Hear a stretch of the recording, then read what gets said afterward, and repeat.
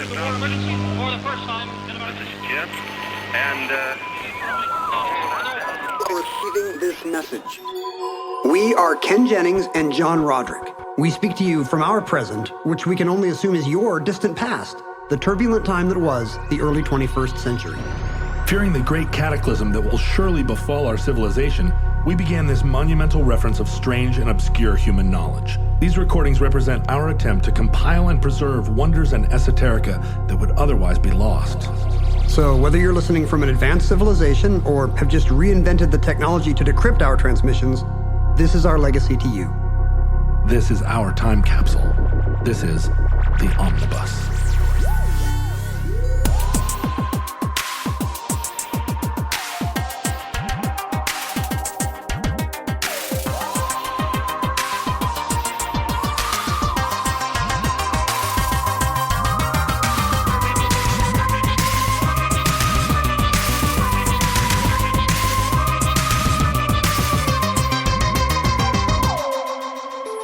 You have accessed entry 817.EX2307, certificate number 34239, the murder of Herbert Lee. It's almost as if I'm reliving the funeral, and yet my heart is full of joy that not only my son, but all of these other people who gave their lives for such a great cause are getting the recognition that is their due. Kind of a sideways way to get into this, but have you ever watched a TV show where... Yes. You have? Mm-hmm. Which one? What was it? Laverne and Shirley. Was it the first launch of the space shuttle? I watched that too. I only watch TV shows when they wheel in a TV into the classroom, because that's when you're the most happy to watch TV. And it has a giant VCR, but you're not going to watch that. You're going to turn it to a UHF station. Have you ever seen a TV show where a celebrity has to play some game for a charity and they have to name the nonprofit they're playing for? Are you like aware of this trope? Who are you playing for today? Well, I'm old enough to remember Battle of the Network Stars. Were they doing it for the muscular dystrophy or whatever? They always, I think, did it for charity, but those were those shows where there were, 15 truly famous people. Peter Falk's on a motorcycle? And playing against Cheryl Tiegs in a juggle contest. Those were great, but I don't know if I know what you're talking about. Too many celebrities died. That's why they don't do those anymore. Yeah. Charo died several times. Yeah, that's where we lost. Juggling torches. Herb Alpert weirdly died. R.I.P. Herb Alpert, struck by a steamroller driven by Peter Falk. On game shows, when they have the celebrities, they don't want the idea that the celebrity is playing for themselves. Is the celebrity playing against normals? Sometimes the celebrity's a partner, but typically this is like a special week where primetime stars are playing Family Feud or, Beltway types are playing Jeopardy. But they're not just playing against somebody that just drew their number came up. You're on Jeopardy this week. That would be funny. That would be funny. Yeah, I think Jeopardy would actually be better if it was always just contest winners. It's just a sweepstakes. Oh, look, Carol from Knoxville. You're on Jeopardy. Good luck. And this, at one point, I became the first. This happened to me, and I got the behind the scenes look of becoming the person who has to say to the game show host, "Yeah, I'm here for for UNICEF or whatever." And what were you there for? Well, that was the problem. It's like a real existential crisis to decide what your charity is. Because this is it, right? You're going to be remembered forever. You get one shot. I mean, it's all the nightmare of picking charities in your real life, which is. There's so many good causes, and lately it's really like, what am I angriest about today? Is it Dobbs? Is it the ocean levels rising? Is it cops shooting black kids? And it used to be a question of which charity spends the least amount of money on overhead. Do you remember that phase? Yeah, well, there's some level of that where you can still go online and find all these charity rankers that are like, this place doesn't overpay its executives. It must be good. Yeah, right, exactly. There was something my mom used to give to the Red Cross every year, and then one time she saw an article where they don't need it. It seemed like they were 70% of the money was going to keeping the offices open or something, and she felt betrayed. The Red Cross just takes your blood. They just take that money and waste it. They're just drinking that blood, probably. No, I'm sure the Red Cross is great. But yes, I remember that same news cycle. It seemed like it was one of those 538 era of what if data quants tell you you're doing everything wrong? including giving blood wrong. Right. Yeah, I remember that. So there's some level of that, like, oh, you want somebody, a really efficient charity. And also, if you're going to announce their name on primetime, maybe don't do the Red Cross because they don't need the visibility. Right. But also don't do a charity that 2 years later turns out to be like a scam or a front or something bad. Right. And one thing I had not considered was that the television show does not want you to pick anything that interesting. Like their nightmare is somebody getting up and saying, I'm giving my money to ACT UP. I'm here for the National Right to Life Foundation or Abortion Access Fund. Like, it doesn't even matter which side it is. Right. And so the show sent me over a list of approved charities. And it was the most, like they sounded made up. The Ocean Project, the Nature People. It sounded like the fake charity from Seinfeld. Wheat Bran. I'm playing for the Human Fund. It really was stuff like that. Like nobody's against... It was like Toys for Tots or National Big Brothers Big Sisters. Could you do a veterans organization? Exactly. Yeah, exactly. Wounded Warriors.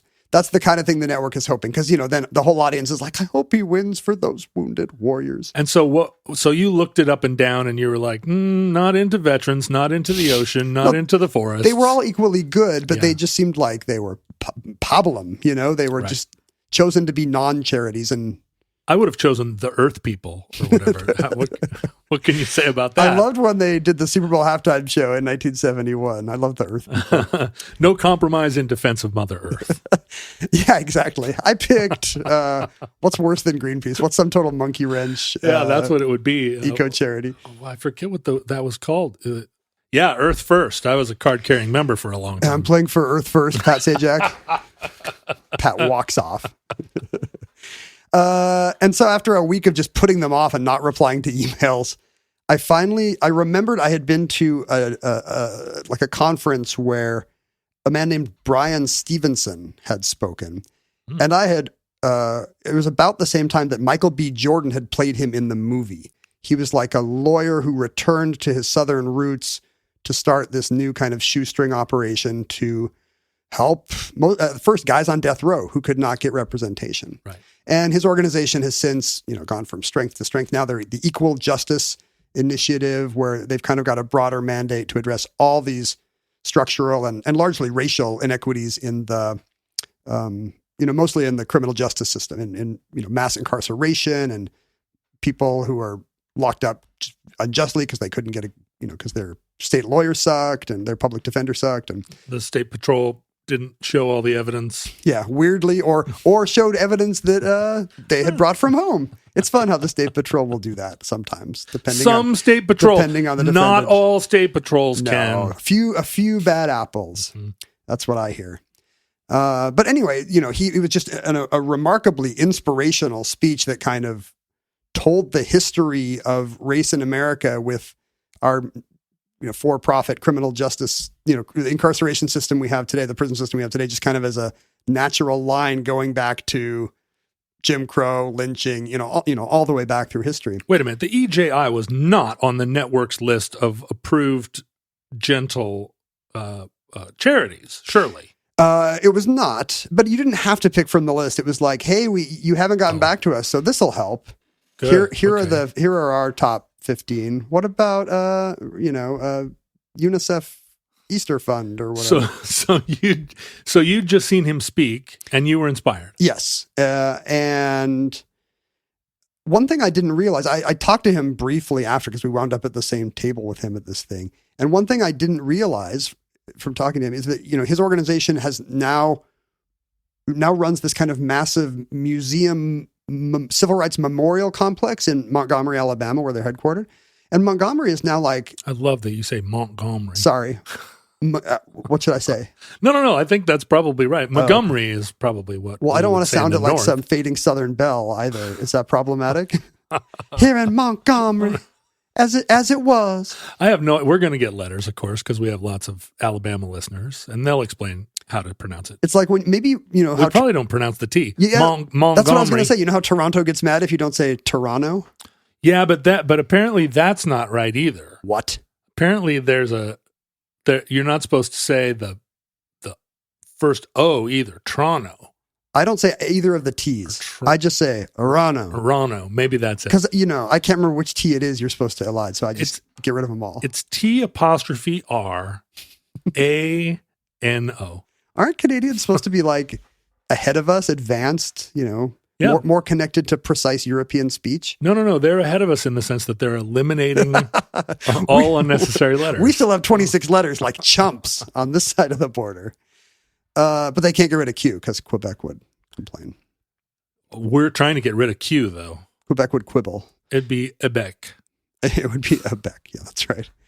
So Montgomery, however you say it, is now like a real, it's maybe the most important stop on the civil rights tourism trail. There's stuff to see, and white and black travelers alike stop to see. And as he described this museum, his National Memorial for Peace and Justice that he started, it sounded less like a civil rights monument and much more like the narrative he had given in his after dinner speech, which I'm sure is the practiced thing he often gives to moneyed white audiences to make them reach for their checkbooks. And it totally worked in my case. And I'm sure many of the other guilty liberals in the room. They're reaching for their checkbook so fast. They're like, I'm one of the good ones. I'm one of the good ones. It's bouncing out of their hands like a cartoon character. Me. So the museum is actually, it's centered around, not just here's what happened during the 6 years this was on the nightly news with Walter Cronkite, but it's really more like, let's start with the Northwest, let's start with the slave trade. There's a room that has monuments to, a massive kind of steel art installation representing every county in the U.S. that had a lynching. Oh, so this is like a 1619 exactly style, like right. Let's go back to first. But then all the way through, like here's the structural reasons for these problems that still plague us today. Have you been to Alabama? No, I think we've discussed this on the show, and it's me hopping across the border at Columbus, Georgia, and just to try and get and never having seen anything good. Knock it off your list of states that you visited. But he really, he was talking, and all the people at the table were like, "Oh, we must go, honey, we must go." And I was like, "We should really go." So I don't know when I'm going to make it to this museum, but it sounds great. Well, a couple of years ago, I was sitting up here in my ivory tower in Seattle, trying to think of what to do next. You know how that feels. And I said, I'm just going to go. I've been across Alabama a bunch of times. I've played at Montgomery, but I didn't know, I didn't understand Alabama. Because I think when you drive across it, there's a lot of undergrowth. You can't really see through the trees. All the kudzus. Yeah, you're just on the road and you look here, you look there, you don't get a sense of it. So I flew down to Nashville. I rented a car. And I spent 2 weeks just driving around Alabama, just trying to see what there was to see. Oh yeah, you went to Muscle Shoals. I did. You told me this. I went to Muscle Shoals. I went down to I went to the Edmund Pettus Bridge and walked across it. So you've seen some of the Civil Rights Trail there. A little bit, yeah. And it was coming from the Northwest, it was I felt like it was something everybody should do. Go to the state that they know the least, rent a car, and just drive around and see what there was to see. I went to Mobile and thought it was one of the great American towns. Well, this is when we talked about this. We did the show about whatever that inversion is that makes all the crawdads come to the surface. Right. Yeah. I think that's what it was called. The inversion that makes the crawdads come to the surface. So Mobile, it's like a little New but littler. It has a Mardi Gras, right? The first Mardi Gras in America. Anyway, so yeah, Montgomery is a fascinating place. It's like a majority black city in the United States, and there aren't that many of those. Well, that very much plays into this. There were more of them before the Great Migration. Right. Reading about this particular story today really kind of reminded me that the wave of terror and violence that was Jim Crow and the segregation South was an apartheid state. It was a case where in many counties and municipalities, like a majority black population would have controlled the political and legal system had they been allowed to vote, serve on juries, run for office. So, the fact that, it wasn't just kind of a vague sense of racial animus that led to Klans organizing. It was specifically a top-down and very successful attempt to keep a white minority in power in a lot of these places. Birmingham and Jackson and places like that would have been a what would you call it? Like, yeah, a black nation. Yeah, I mean, it kind of what with the threat of Reconstruction, where suddenly these states were being represented by black senators and state representatives, and the white interest there sat back and said, "Oh no, what a different 1880s that would have been." Wouldn't that have been that would have been an exciting time. If what are you picturing here? Lincoln Lives, or just no? If 40 Acres and a Mule had been honored, right? I mean, think about that. What a different United States this would be. I feel like I'm not totally ignorant about the civil rights movement, but I think my view has just naturally been filtered through PBS documentaries. Whatever the white Gen X memory of the civil rights era is, coming up in a time when the media had already decided, oh, this was always clearly morally right, and we finally got it right. Good news, kids. Everybody's on the right side now, which it turned out was completely illusory. But what was interesting in the late 80s was that the Black Power movement that came out of sort of the feeling the Spike Lee era. Yeah, that all through the 70s, the civil rights movement had been undermined by the FBI and the introduction of crack cocaine and a lot of conspiracies around it, but also a real feeling that too was a missed opportunity. The passage of the Civil Rights Act and the rise of the Black Power movement again threatened powers that be and were undermined the same way that the CIA was undermining Central American governments. I mean, we're the right age to remember the controversy over even Martin Luther King Jr. Day becoming a national holiday. I'm not going to Arizona. Or by the time I get there, that's a different story. Something will happen. I don't think Glenn Campbell was particularly concerned about national holidays. But yeah, I mean, today, this idea that where even Republican senators will have to pretend that they admire Dr. King because now he's the secular saint, that was not true in the 80s. No. I mean, and it's certainly not true in his lifetime, when if you polled Americans, 20% of white Americans said they agreed with Dr. King. And so when you look at the Stevenson's monument to these 4,400 lynchings, and I'm sure thousands more that are still under the radar, or also in Montgomery, the Mile Lin designed civil rights memorial that has 47 martyrs on it, stretching from 1955, kind of the first voter registration violence, down to the last name is April 4th, 1968. It's Dr. King shot in Memphis. These are the martyrs on the thing. But you realize that these are names you don't know, even though there's only 47, and surely there were, thousands of victims of violence at the time. A lot of these were names I didn't know. And one of the most interesting ones to me, as I was reading through this list, was a guy named Herbert Lee. There's interesting names on the Civil Rights Memorial. Most of them just kind of ground roots organizers. Some of them, some white people, not just the students you expect, the intellectuals who drove down, but just Southerners who had their own quixotic campaigns for equality, whose neighbors hated them, or French, overseas journalists who got shot by a spare round at James Meredith protest or something. The one in particular, this and presumably Medgar Evers and Emmett Till, and the big names, but you realize how few of the big names like, oh yeah, Medgar Evers and Emmett Till, and then you're like, and then those two other guys, those Freedom Rider guys with Till, and right, like our view of the civil rights movement today is not.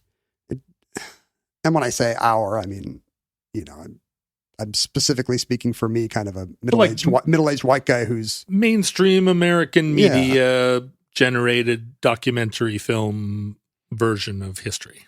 And how maybe different that would have felt from life on the ground for people who really were living through this reign of violence in an apartheid state. And maybe, and this is naive of me to kind of have an epiphany about this, because I'm sure many Black people in America feel like they're still living in that kind of war zone. But Herbert Lee's case was interesting to me because, first of all, he was killed in broad daylight by a Mississippi state representative, by like a member of the state house. What? Right? Like, how have we not heard? How have we not heard of this case? Mm-hmm. And then second, Lee and the state representative, one E.H. Hurst, were childhood friends. Oh my God. Who had grown up together and played together in the setting of our story, Amite County, Mississippi. Now, our kind of top level down, national correspondent on the street, newsreel view of the civil rights movement, privileges a certain view. Maybe the ministers are very prominent, and that was the civil rights movement was a confluence of lots of different interests. Certainly, you had the moral voice of the movement, these religious speech makers who from their pulpits would invoke Jesus and Gandhi and, preach nonviolence. And this was pre Malcolm X and Nation of Islam. Right. I mean, radicalism. This is as the movement begins in the 1950s. Right. But you also had, as we've mentioned on the show before, the black servicemen coming home suddenly. Right. In Mississippi alone, 90,000 African-American men come home expecting the kind of autonomy they had in the war, in the service, and the status of heroes that they would deserve at home, only to be, sorely disappointed. And then you had what you might call the middle class interest, the NAACP, these well-moneyed organizations that were in the courts trying to get the decisions to go their way and were well-funded by northern white liberals as well as, middle-class blacks all over the country. But I mean, the fourth group was the people who were actually there, the ground level organizers. Somebody had to get a bunch of neighbors together and say, look, this is scary. And I know the Klan meets half a mile that way on Thursday night, but we're going to try to register to vote in the fall. Or, who has a car, who can drive people to the polls, or, just the local scary stuff that had to happen. And was there a secular organization that was, or were all of these like ad hoc in the community? There's going to be 6 of us are going to invent a way. There were organizations. I mean, our story today is going to involve SNCC, the go on SNCC, the Student Nonviolent Coordinating Committee, I believe. I've never heard it called SNCC before. I think it's, usually in the, if they wheel in the TV to show you the PBS documentaries, I think the members at the time called it SNCC. Huh. And so this was kind of top level, a group that would send down a field secretary to a county and say, who are the influential local leaders? How can we help? What do you need?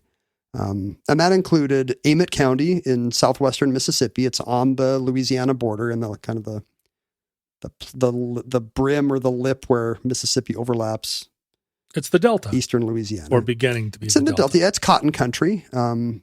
Although after the Depression, the Dust Bowl, boll weevils, and so forth, I think by the time our story takes place, there's also a lot of logging and dairy farming going on there. It was a majority black county until the Great Migration of the 30s started to hollow it out.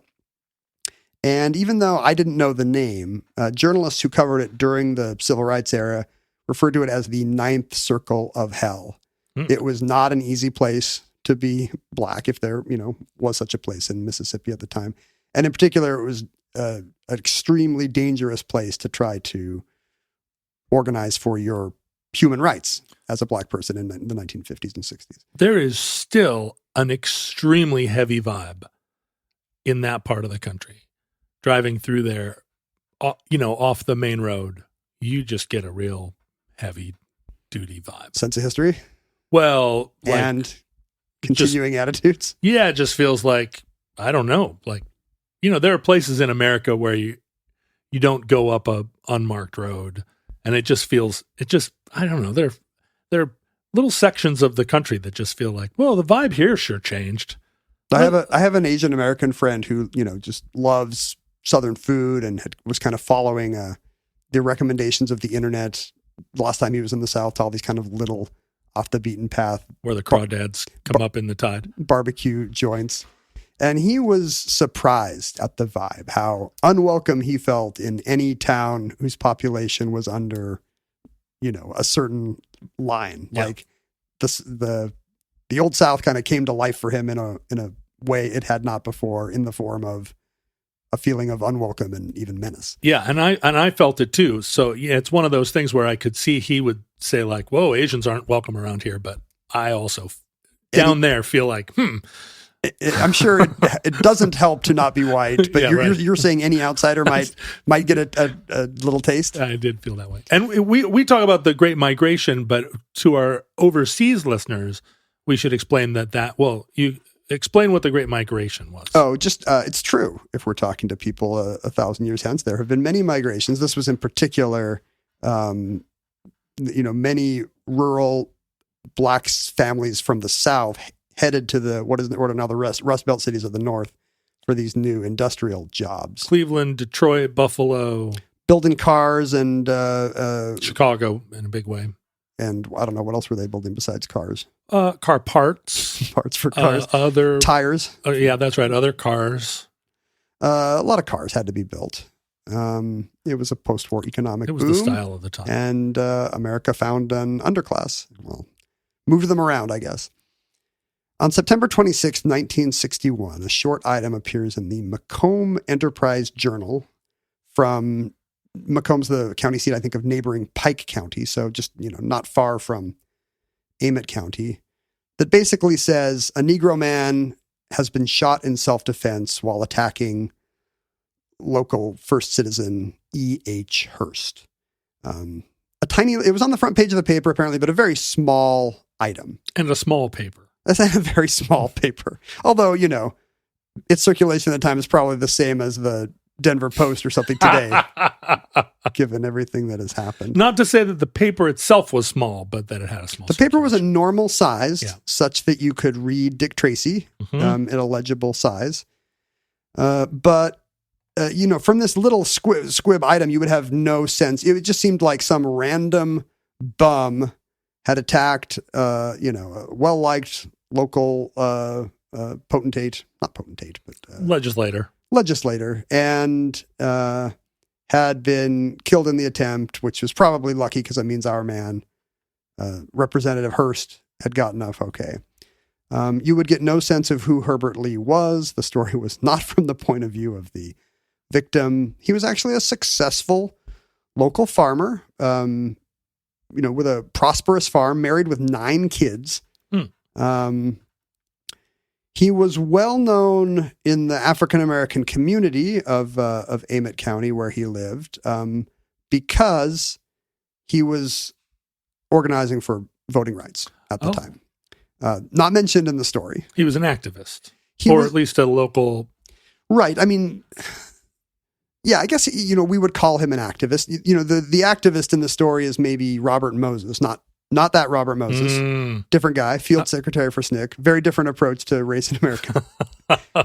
Who had actually been down in Amet County the week before, sent down from, I think he was Harlem based, sent down to see what the situation was there, and had brought with him somebody from the, Kennedy Justice Department. Yeah, this 1961, the Kennedy Justice Department.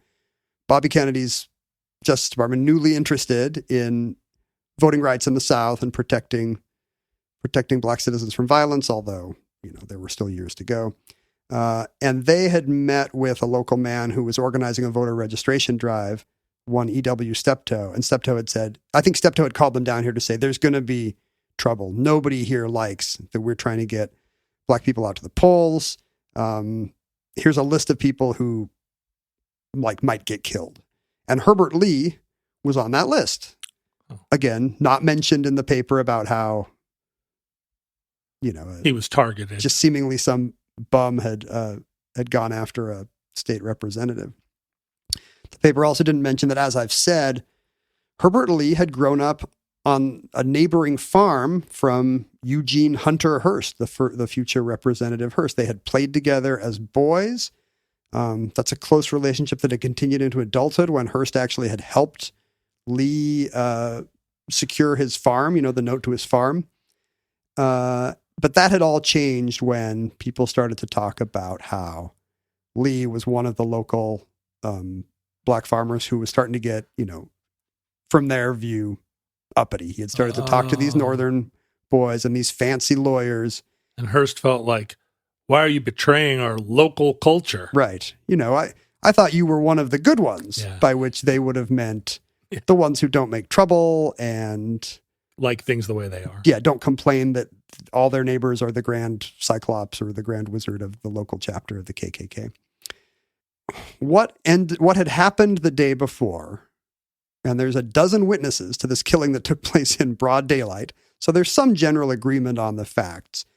Herbert Lee pulled up in his truck. Now, Herbert Lee owned a car, which made him extremely valuable to the organizing movement in Amite County. He was a stubborn man who wasn't going to let, the sneers or the skeptical looks of his white neighbors stop him from doing what he thought was right.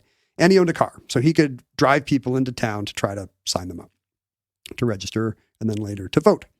That's a valuable asset. Not a lot of the black farmers in the area owned their own cars or trucks. I mean, it's same with me. I'm a stubborn man and you own a truck. And I own a truck, and I won't let my neighbors tell me what to do. So I can relate. I think the resemblances might end there because because you do vote. Yeah. But nobody's threatening the lives of your family when you do. No, that's true. We have mail-in voting here in Washington. Which is great. Yeah. They did not in Mississippi in 1961. Or now, right? So he pulls up to the Westbrook Cotton Gin with a truckload full of bales of cotton to gin. Yeah. Whatever that means. He's got the raw cotton that has been picked on his farm, and the cotton gin processes it and picks out the seeds and whatnot. And makes it something you can sell. Gins it up. My vague memories of Eli Whitney from AP US History.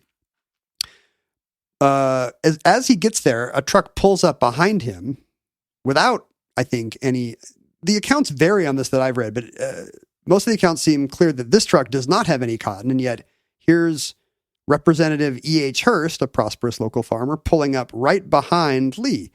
The suggestion may be that he knew where he was going and has been following him there. Boxed him in. Walks up to the cab of Lee's truck, and what witnesses describe as a discussion soon turned into an argument. The account that later comes out at the inquest is that Hearst wanted a debt repaid, that he said there were $500 that Lee owed him, probably related to the purchase of the farm, that had never been repaid. And Lee truculently refuses and says he's never going to pay. And when Hearst presses the issue, it is Lee who becomes violent and unpredictable. He has a tire iron, steps out of his car. At some point, he gets out of the cab of his truck, walks around the front of his car to Hearst on the other side. And Hearst has walked over to this truck, a man of peace, but he has a revolver in his waistband. As you do. State representative. He says it's because of a recent conflict with a neighbor. He has led him to carry a revolver everywhere. And the fact that Herbert Lee is so belligerent and now has a tire iron causes Hearst to put up his left hand to ward off a blow from the tire iron, at the same time taking the revolver out of his pants with his right hand, hitting Lee on the head twice with it. The second time he hits him with the revolver, it goes off in his account, killing Lee. So he doesn't even mean to pull the trigger on this guy, his childhood friend. He was just using the gun as a defensive was just clubbing him with it, and somehow the gun went off, and a bullet entered Herbert Lee through the, I believe, left temple, killing him. He falls down on the street dead, where he will lie for hours, for the most of the day, as is often kind of a telling detail in stories of this kind from the Jim Crow era. The body of a black man just lying in the street. And some stories today, actually, now that I think about it. There are, as I've said, a dozen witnesses to this. There's people from inside the gym. There's people on the street. 3 guys are building a shack across the way. There's about a dozen people there. Most are white, but a few are black. A doctor, somebody from the local coroner's office, shows up and declares Lee dead on the scene. And then the most powerful man in the county, who represents the county and the state representative in the state legislature, is standing there with the revolver that fired the bullet that killed the man in the street. So a coroner's inquest is held very hastily within a day. I think it's maybe the next day. An inquest is held. Six jurors are gathered, and local witnesses tell what happens. And they all tell the story involving a dispute. Many of them tell the story that we've just heard, the dispute over the money, the tire iron. It turns out that I think in the 21st century, around 2006, the Bush and then Obama era White Houses, or the Department of Justice under the Bush and Obama administrations, started an FBI kind of civil rights cold case project where they would look at a lot of these killings. And you'd think this would have been national news. Like a Mississippi state senator just shoots a guy in broad daylight on the street. Nope. Tiny little paragraph in the paper because the victim's black. So when the FBI finally started looking into this for the second time in around 2010, I think, a lot of the witnesses who were still around, and looking at the transcript of the coroner's inquest, it turns out that many people who testified that day did not remember the tire iron. And when it finally came up, they had to go back to the scene. This must have been later the same day because they had to go back to the scene where the body's still on the street. And at that point, a tire iron is indeed discovered with the body. After it's been mentioned in the inquest, a tire iron appears, luckily. And is this all written down in the notes of the inquest? Yes, there are records. And I went through the 2010 letter from the FBI's cold case project. The names are all redacted with the exception of one witness who we'll meet in a moment. So it's a little hard to follow who's who. But you can see all 12 people, what they said on the day, what they said the next day in the inquest, what they said later. Because the stories did change. One of the black witnesses who testified that this was the official story had in fact happened, that it was self-defense, was a man named Lewis Allen. And even though he told the whole story, the argument over the money, the self-defense because of the tire iron, he later told the FBI, he went to Jackson and told an FBI office that he had been pressured on that day to tell the story that the other three white witnesses had agreed to tell, because it was going to be trouble for him if he didn't. He told the FBI in Jackson that he was willing to offer new testimony against Hearst, who had gotten away scot-free. The jury, the all-white coroner's jury had immediately agreed that this was self-defense, and therefore the story ends here and should not blot the name of a great man like Eugene Hunter Hearst. Allen said, if you can guarantee my safety, I'd be happy to testify as to what actually happened. They were not arguing over money. There was no debt. Everybody in the county knew that Hearst had been friends with Lee and had really turned on him once, the African-American population of Ammett County had started voting or started trying to register to vote, organizing voter registration drives. Everybody knew that Lee was in trouble. And Lewis Allen had been had been in these meetings as well. He'd been sitting in all the same farmhouses talking about how to get more black names on the voter registry. And the FBI said, yeah, we can't guarantee your safety. You should testify as to the truth, but what are we going to do?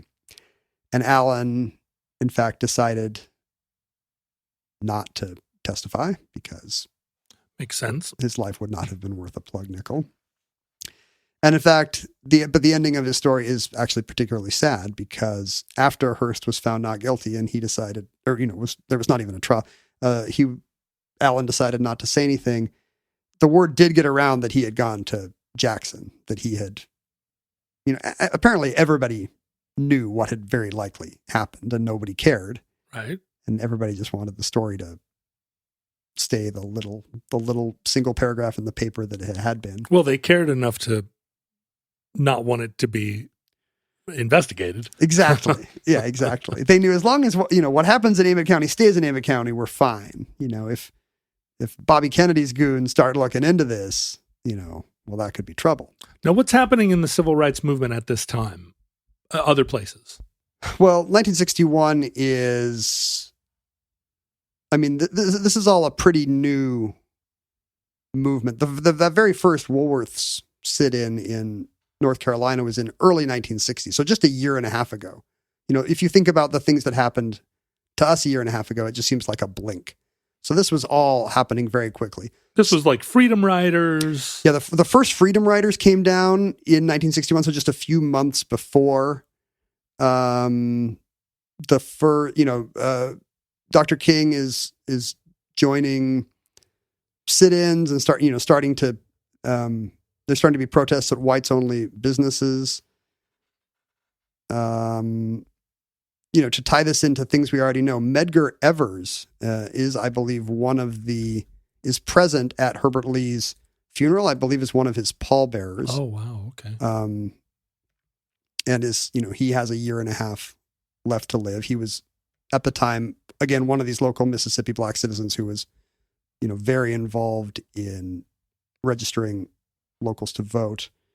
62 is the protests over James Meredith after the Supreme Court. The first Supreme Court decisions are starting to come down that, the federal, because of interstate commerce, the federal government has broad powers to strike down segregation laws. Mm-hmm. But it's crazy how much of this happens within a period of just a few years. I mean, from that Woolworths counter to letter from a Birmingham jail is like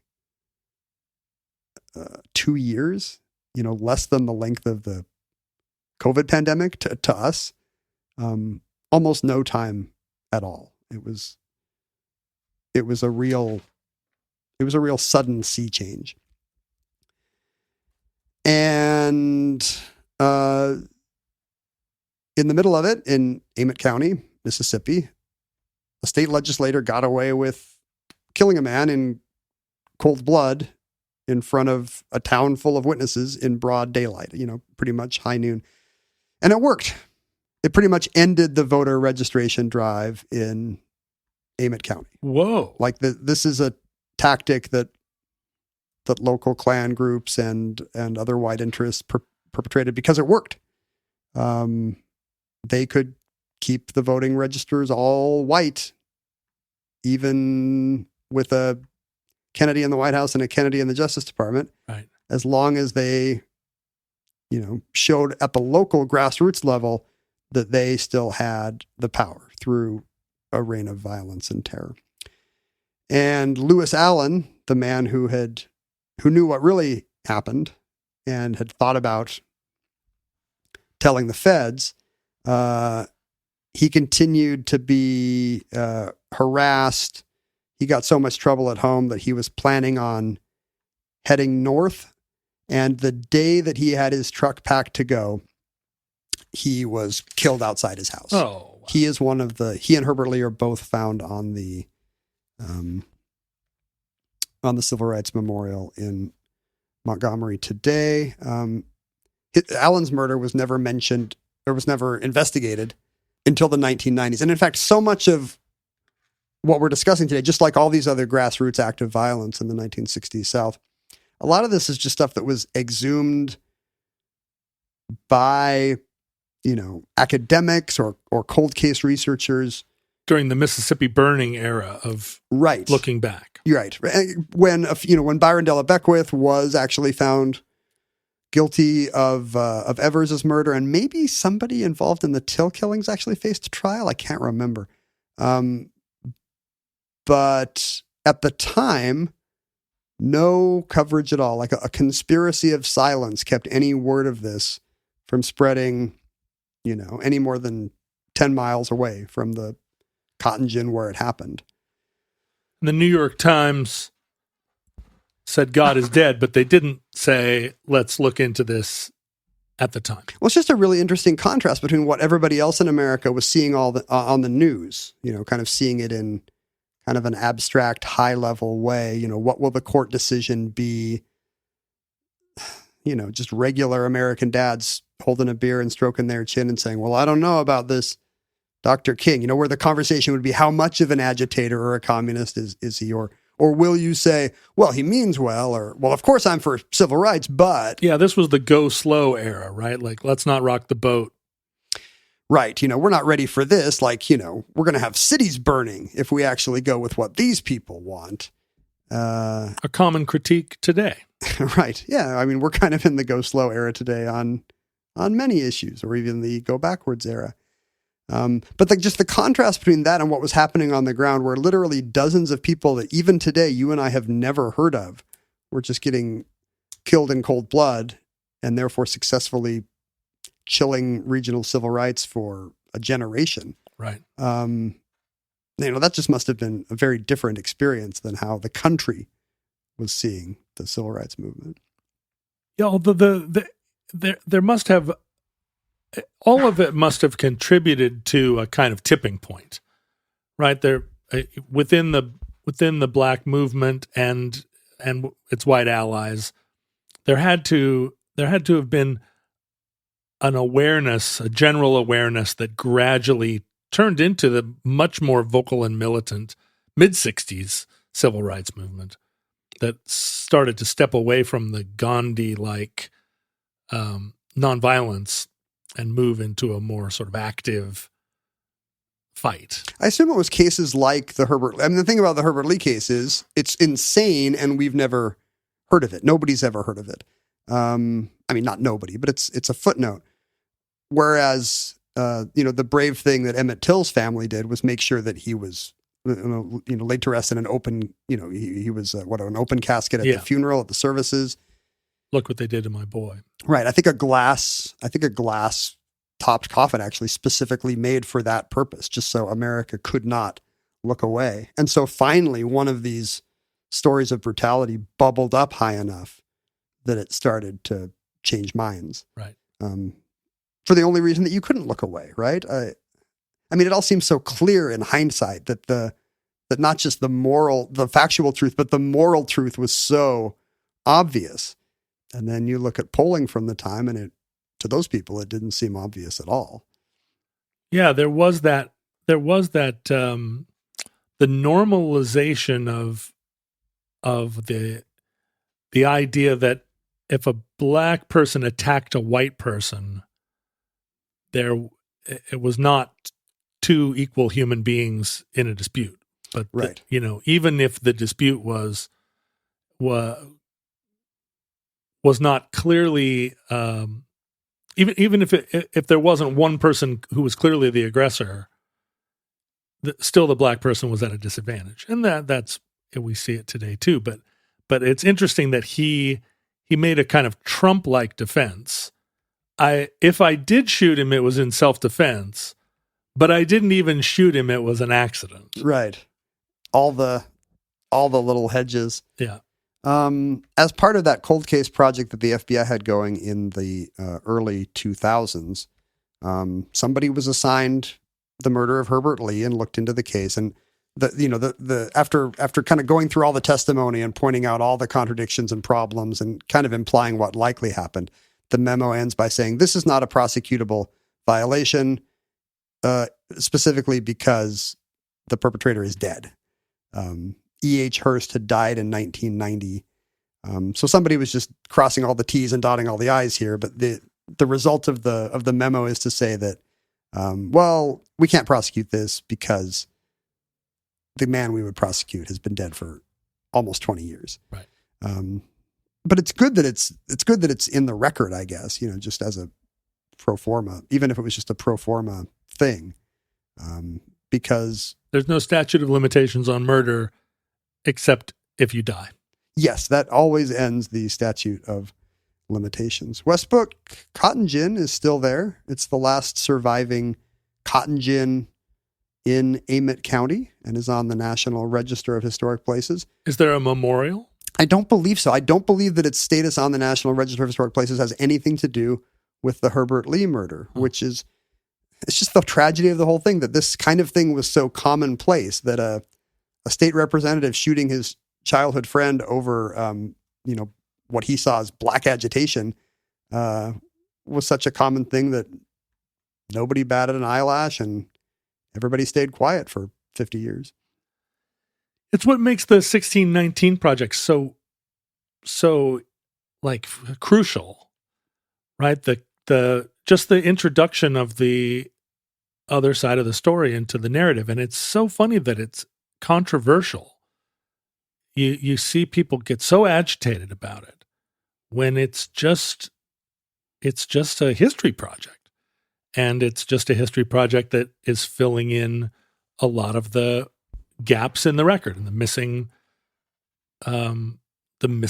parts of the story that we now have archaeological evidence for, that people have done all this tremendous archival research, piecing together stories that are necessarily hard to piece together, but not any harder to piece together than the Norman conquest.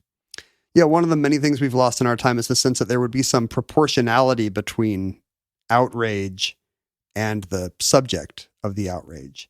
And that's just not true anymore. The non-controversial things will register. All outrage will be at 11. And non-controversial things will receive that 11 level outrage if the right talking heads tell everyone to be outraged about it. It has no connection to the actual merits of the argument or as you say, the morality of the sensibility of the issue at all. Yeah, right. It's not necessarily political in the sense of it having an ideology. Yeah, it's not ideological. It's just like here's the story. Like it turns out all the things we thought were non-political actually are political. Yeah. If your politics is I want to troll the other guy, right? Or to deny history, right? Which is a weird stance.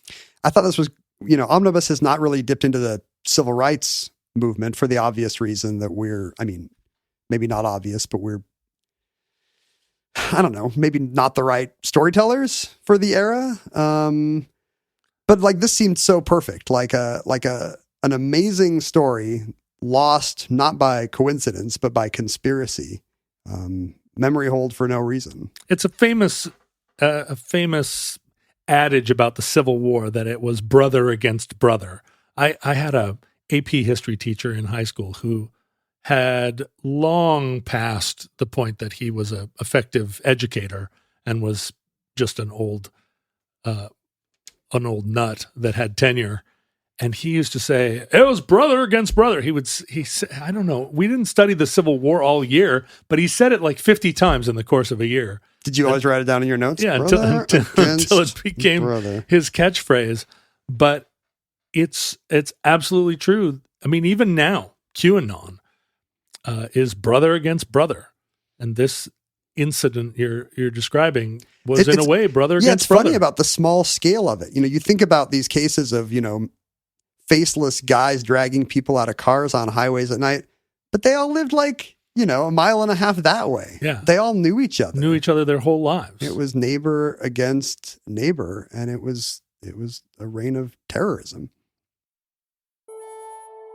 And that concludes the murder of Herbert Lee. Entry 817.EX2307. Certificate number 34239 in the omnibus. Futurelings, in the unlikely event that social media still exists in your era, it is garbage, and get as far away from it as you can. Unless you're following Ken Jennings on Twitter, although you've really stopped putting your best material there. Saving it for the show. There was a time when you were, firing both 6-shooters every day. I think that was just more like a lower barrier to entry. Yeah. Like, hey, I had a thought. I'll just tell 400,000 people on Twitter. I've only recently started to make comments again, and I shouldn't do it, but it's all my comments. Dip your toe in the water. Why not? What could go wrong? All my comments are on sites that are talking about the war in Ukraine, where I'm like, well, that seemed like a bad bad strategy for that tank commander. Lol. If only they'd listened to you. And then I quickly moonwalk out of there. But you can see my pathetic attempts to be friends with everybody again at John Roderick, at Ken Jennings, at Omnibus Project. You can email us at theomnibusproject@gmail.com. You can hang out with other Futurelings on Facebook and Reddit and Discord and TikTok and twerk and squeak and squonk. Wherever futurelings are. Yeah. OnlyFans, probably. OnlyFans. Oh, I should start an Only Futurelings fans page. Yeah. How naked do you think I could get before my donations dropped off? Like, there'd be a certain amount of titillation, people putting money into my OnlyFans as I was like, I took off my scarf. Taking off your bucket hat. Took off my hat, took off my shoes. But there'd come a moment where people were like, that's enough. And I'm just wondering what that sweet Let's spot find out is. for science. What is the Roderick point? The Roderick point. Everybody and everyone has one. Sure. I mean, there are some people don't have one. that they get all the way naked and their money just keeps going up. But for me, I think there'd be a plateau. So the point, that point starts at off the chart and then kind of it moves down as you age. Yeah. Well, but I mean, I've got a dad bod. That's a popular thing. I'm a silver fox. Yeah, keep telling yourself. But that. still, there'd be a moment where it was like, nope, that's too far. Everyone should know what that number is. Yeah. You can mail us things at P.O. Box 55744, Shoreline, Washington, 98155. And, most importantly, you can support the show at patreon.com/omnibus project. Your generous support via the Patreon portal helps us keep the show moving right along.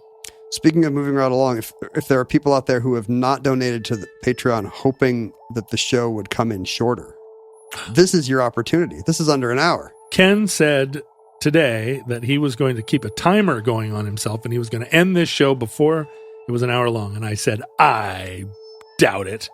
I challenge you, sir. And look at us. I'm going to do it next week too. It's a new me. I don't believe this. I don't believe you can keep it going. So if you have not donated 116 is your normal limit. If you have planned to join the Patreon but have only been held off by the extensive ramblings about the show that annoy you, today is your day. If you're here for the ramblings, please do not unsubscribe, however. Listeners, from our vantage point in your distant past, we have no idea how long this civilization survived. We hope and pray that the catastrophe we fear may never come. But if the worst comes soon, this recording, like all our recordings, may be our final word. But if Providence allows, we hope to be back with you soon for another entry in the Omnibus.